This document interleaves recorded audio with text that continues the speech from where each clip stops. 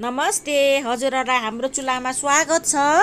आज चाहिँ मैले काठमाडौँ इन्द्र चौकको फेमस लस्सीको रेसिपी लिएर आएको छु। हजुरहरूले सुरुदेखि अन्त्यसम्म हेरेर साथ दिनुहुन्छ भन्ने आशा गर्दछु। अब लस्सी बनाउनको लागि त सुरुमा त हामीलाई दही नै चाहियो। मैले दही 1 कप लिएको छु। त्यस पछाडि आइस क्युब लिएको छु। अनि काजु मसिनो गरेर काटेको लिएको छु। त्यस पछाडि किसमिस मसिनो, त्यस पछाडि मसिनो काटेको आलमन्ड बदाम, चिनी मैले 2 चम्चा लिएको छु। सुकमेलको धुलो थोरै, सुकमेलको धुलोले नि मिठो स्वाद दिन्छ लस्सीमा। अब एउटा बोलमा चाहिँ म दही राख्दैछु, 1 कप दही। दही चाहिँ फ्रेसै हुनुपर्छ, फ्रेस दही नै मिठो हुन्छ लस्सीमा।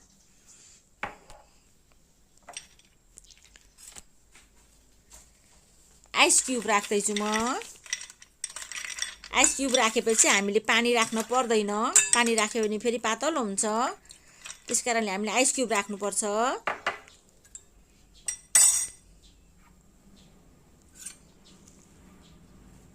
अब कुराउनी म 2 चम्चा सानो चिया चम्चाले।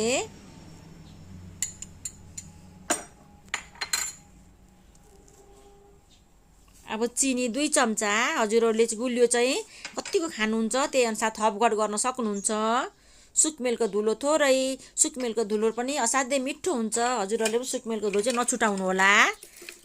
अब मजाले ह्यान्ड मिक्सरले चाहिँ मजाले मिक्स गर्नुपर्छ। हामीले मजाले फिट्नुपर्छ। यो गर्मीमा चाहिँ हामीले इन्द्र चौकको जस्तै लस्सी घरमै बनाएर खान सकिन्छ।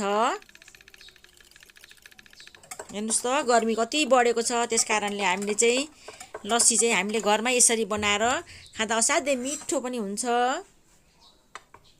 दहीको लो हेर्नुहोस् त, तयारी पनि भइसक्यो।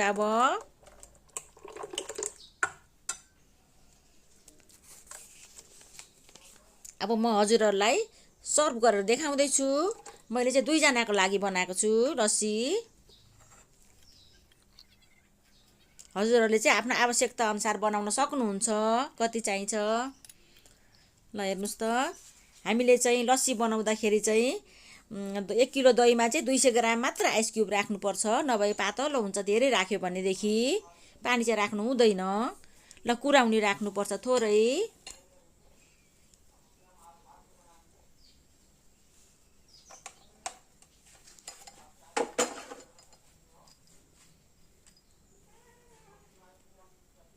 मसिनो काटेको काजु राखिरहेको छु। त्यस पछाडि मसिनो काटेको बदाम, आलमन्ड बदाम,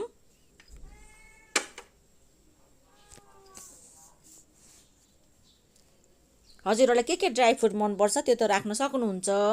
किसमिस पनि राख्दैछु।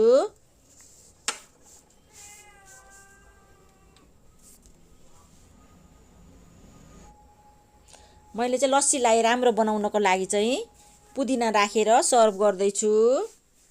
अब खानको लागि तयारी भइसक्यो।